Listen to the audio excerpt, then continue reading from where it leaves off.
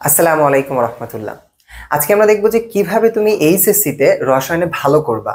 একদম জিরো থেকে কিভাবে একদম প্রো লেভেল পর্যন্ত যাবা, তোমাকে কয়টা বই পড়তে হবে, তোমাকে একাডেমিক টু অ্যাডমিশনের জার্নিতে কি করতে হবে, তোমাকে কিভাবে এই যে রোড ম্যাপটা ফলো করবা এবং কিভাবে নিজেকে তৈরি করবা, এই কমপ্লিট একটা গাইডলাইন দেওয়ার চেষ্টা করবো ইনশাল্লাহ।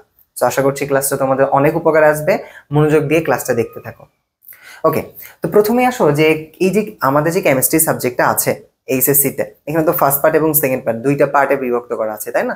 তো মনে রাখো এই যে ফার্স্ট পার্ট এবং সেকেন্ড পার্টে এই কেমিস্ট্রি পুরো অংশটাকে আমাকে তিনটা ভাগে কিন্তু ভাগ করা হয়। কয়টা?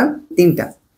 একটা হইলো অর্গানিক কেমিস্ট্রি, আর একটা হলো ইনঅর্গানিক কেমিস্ট্রি, আর একটা কিন্তু ফিজিক্যাল কেমিস্ট্রি। অর্থাৎ তোমার ফার্স্ট পার্ট এবং সেকেন্ড পার্টে এই অর্গানিক, ইনঅর্গানিক এবং ফিজিক্যাল তিনটা কম্বিনেশন মিলে কিন্তু তোমাকে তিনটা পার্টে বিভক্ত করা হয়েছে। এখন কথা হইলো, তুমি যদি তিনটা অংশেতেই একদম প্রো হইতে চাও, তারপরে তোমাকে তিনটা স্টেপ খুব মনোযোগ দিয়ে আগে গেঁথে নিতে হবে হৃদয়ে। কি কি? নাম্বার ওয়ান, সেই বিষয়টা মনে রাখতেই হবে, সেটা হইল তোমাকে মৌলগুলোকে চিনতে হবে। অর্থাৎ 1 থেকে 50 পর্যন্ত যেগুলো মৌল আছে, যদিও 50 পর্যন্ত লাগে না, 1 থেকে 30 পর্যন্ত হইলেই হয়। তুমি 1 থেকে 50 পর্যন্ত মৌলে তাদের তোমার প্রতীক, তাদের হইল পারমাণবিক সংখ্যা, পারমাণবিক ভর, সবকিছু সহ একদম ঠাড়া মুখস্থ রাখবা।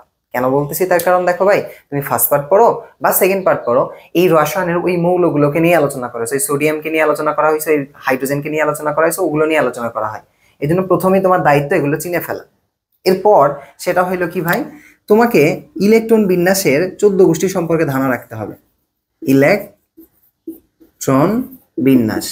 তুমি বললা ভাই এটা কেন বলতেছেন? তার কারণ কথা হলো কি, দেখো তুমি গুণগত রসায়ন পড়তে যাও, তোমার ইলেকট্রন বিন্যাস লাগবে, তাছাড়া তুমি কোয়ান্টাম সংখ্যার কিছুই বুঝবে না, কোয়ান্টাম সংখ্যা মান নির্ণয় করতে পারবে না। তুমি আবার চ্যাপ্টার 4 যাও, পরিমাণগত রসায়নে যাও, রাসায়নিক পরিবর্তনে যাও, একই কথা ওইখানেও রাখবে। তুমি যে চ্যাপ্টারেতেই যাও না কেন, ইলেকট্রন বিন্যাসের কোনো না কোনো অংশ তোমাকে জানাই লাগবে, কারণ ইলেকট্রন বিন্যাস ছাড়া কেমিস্ট্রি প্রায় অচলের মতো হয়ে পড়বে। সো এই জন্য তোমাকে ইলেকট্রন বিন্যাসের একদম 14 গোষ্ঠী, আবহ নীতি বলো, হুন্ডের নীতি বলো, পুলির বর্জন নীতি বলো, N+L নীতি বলো, যত নীতি আছে একদম ঠাড়া মুখস্থ রাখতে হবে। এই জন্য আমি তোমাকে বলবো, মুখস্থ না, একটু বুঝে পড়তে হবে। এই জন্য আমি তোমাকে বলবো, কেমিস্ট্রি যখন শুরু করতে যাচ্ছ এইচএসসি তে, অবশ্যই গুণগত রসায়ন দিয়ে আগে শুরু করো। তার কারণ গুণগত রসায়নে ইলেকট্রন বিন্যাস সম্পর্কে ইনডিপলি আলোচনা করা আছে, এটা একটু মনে রাখো ভাইয়া। ওকে, এরপরে যে স্টেপটা তোমাকে জানতে হবে সেটা হইল আমাদের যে রাসায়নিক বিক্রিয়া আছে না, রাসায়নিক বিক্রিয়া, বেসিক যে রাসায়নিক বিক্রিয়াগুলো আছে, যে কিভাবে তারা বিক্রিয়া অংশগ্রহণ করতেছে, হ্যাঁ, সাধারণ যে বিক্রিয়ার যে বেসিক নিয়মটা আছে, এই বেসিক নিয়ম সম্পর্কে তোমাকে জানতে হবে। সো এগুলো নিয়ে কিন্তু আমাদের কোর্সে ইন ডিপলি আলোচনা করা আছে, এইচএসসি কোর্সে। চাইলে তুমি এখানে ভর্তি হইতে পারো, কোনো সমস্যা নাই। যে কোনো জায়গাতেই পড়ো না কেন ভাই, ওইটা বড় বিষয় নয়, অফলাইনে পড়ো অনলাইনে পড়ো, কিন্তু এই বিষয়গুলো একটু মাথায় রাখবা, তাহলে তোমার কেমিস্ট্রি বুঝতে একটু সহজ হবে।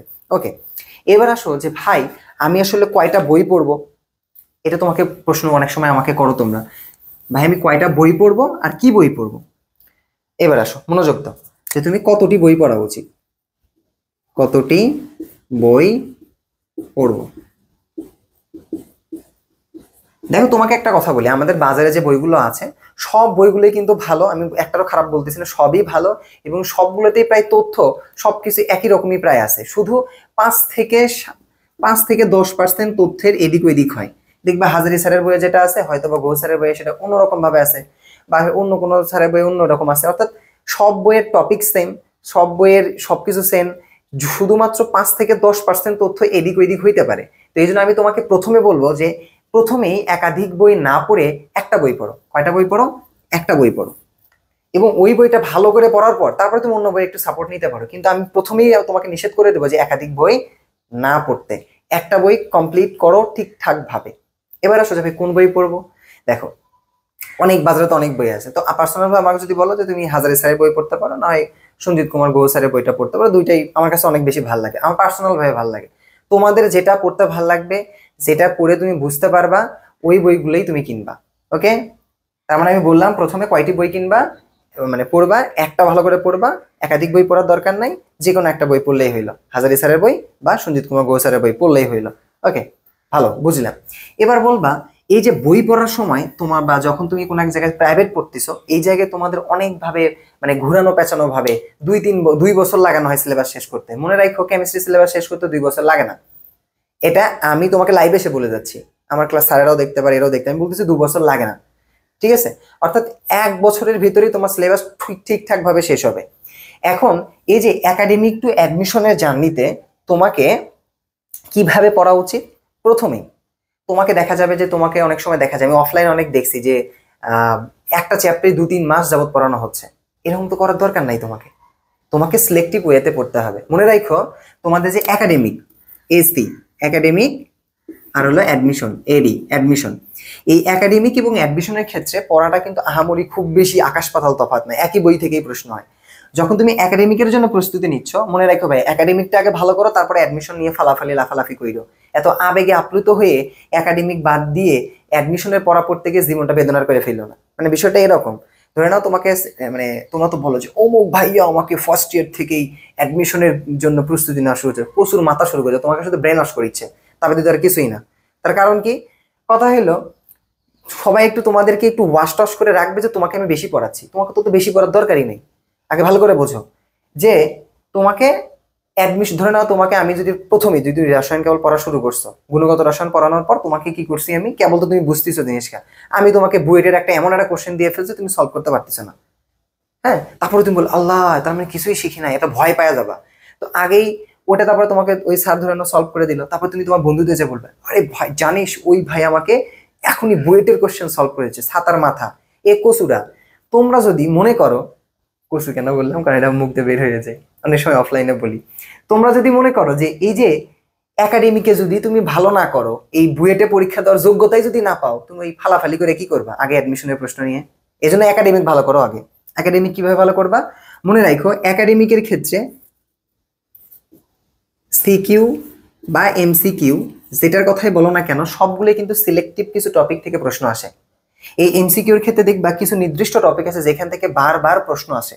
এই জন্য আমি তোমাকে বলবো বিগত 7 থেকে 8 বছরের কোশ্চেন যেগুলো আছে, তুমি গাইড হোক টেস্ট পেপারও একটা পুরাতন কিনে ফেলবা, দেখবা যে প্রত্যেকটা চ্যাপ্টার পড়ার আগে, যেমন গুণগত রসায়ন পড়তে চাচ্ছ, দেখো যে গুণগত রসায়ন থেকে বিগত বছরগুলোতে কোন কোন টপিক থেকে প্রশ্ন আসছে, ওই টপিকগুলো বেশি গুরুত্ব দিয়ে পড়ো, ওই টপিকগুলো বেশি গুরুত্ব দিয়ে আগে শেষ করে নাও।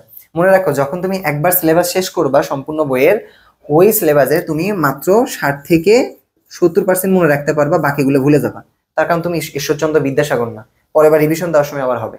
তাহলে কি করবা, আগে যখন একটা বই পড়তে যাচ্ছ একদম বইয়ের এই পাশ থেকে ওই পাশ রিডিং করার আগে দরকার নেই, আগে সিলেক্টিভ টপিকগুলো পড়ে না একটা প্রস্তুতি নাও, যে সাহস পাও যে সৃজনশীল সলভ করতে যা দেখতেছো একটা সলভ করতে পারছো, মনে হবে আলহামদুলিল্লাহ আমি তো পারতেছি, এটা সাহস বাড়বে, বুঝছো?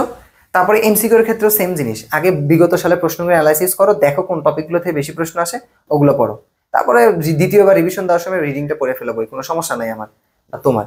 ওকে, সেম জিনিস যখন তোমার একটা চ্যাপ্টারের একাডেমিকের জন্য প্রস্তুতি নেওয়া শেষ, তারপরে বিগত সালে যে এমসিকিউ গুলো ওগুলো পড়া শেষ, মানে অবশ্যই বিগত বছরগুলোর প্রশ্ন সলভ করবা, এমসিকিউ প্রশ্নগুলো বইয়ের পেছনে যেগুলো থাকে চ্যাপ্টারের ভিত্তিতে পড়ে ফেলছো। তারপরে অ্যাডমিশনে যাওয়ার সময় সেম কোশ্চেন ভাই, সেম জিনিস, অ্যাডমিশন আরো কম পড়া লাগে, এটা বাস্তবতা। সেটা হইলে কি, এখানে আরো সিলেক্টিভ টপিক থেকে প্রশ্ন আসে। যে এখন কি করবা, তোমাদের সকলের একটা স্বপ্ন আছে যে তুমি ইঞ্জিনিয়ারিং এ যাবা, তারপরে তুমি যেতে পারো মেডিকেলে যেতে পারো, ভার্সিটিতে যেতে পারো। তো যেটাতে তুমি যেতে চাচ্ছ সেটার একটা কোশ্চেন ব্যাংক কিনে ফেলবা। ধরে নাও তুমি যেতে চাও মেডিকেলে পড়তে চাচ্ছ, তুমি মেডিকেলের একটা কোশ্চেন ব্যাংক কিনে ফেলো। তুমি ধরে নাও ভার্সিটিতে পরীক্ষা দিতে, তুমি ভার্সিটি একটা কোশ্চেন ব্যাংক হলো। তুমি ইঞ্জিনিয়ারিং এ যেতে চাচ্ছ, ইঞ্জিনিয়ারিং একটা কোশ্চেন ব্যাংক কিনে নাও। ওকে, নেওয়ার পর যে চ্যাপ্টার শেষ হচ্ছে, ওই চ্যাপ্টারের বিগত বছরগুলোতে কোন কোন টপিক থেকে প্রশ্ন আসছে সেটা কোশ্চেন ব্যাংক দেখে বোঝো, পড়ো এবং ওই টপিকগুলো বেশি বেশি সলভ করো। তো আমাকে একটু কমেন্ট বক্সে জানাও তো যে তুমি কোথায় ভর্তি হতে চাচ্ছ, ইঞ্জিনিয়ারিং এ, মেডিকেলে নাকি ইউনিভার্সিটিতে, একটু জানাবা। ওকে, এবং তোমরা একটা বিষয় সবসময় মনে রাখবা, একাডেমিক টু অ্যাডমিশন এইচএসসি লাইফে সব থেকে বেশি যেটা মেজর প্রয়োজন সেটা হলো practice, practice, practice and practice. প্র্যাকটিসের কোনো বিকল্প নাই।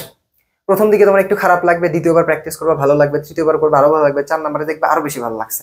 এই জন্য যত বেশি প্র্যাকটিস করবা, যত বেশি রিভিশনের ভিতরে পড়াশোনা রাখবা, তুমি ইনশাল্লাহ অনেক বেশি ভালো করবা।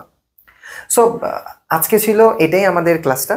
তোমাদের ক্লাসটা যদি একটু ভালো লাগে থাকে একজন বন্ধুর সাথে শেয়ার করবা এবং তোমাদের মূল্যবান মতামত জানাবা, আর অবশ্যই লাইক দিতে কিন্তু ভুলবা না। ভালো থেকো সবাই। আসসালামু আলাইকুম রহমতুল্লাহ।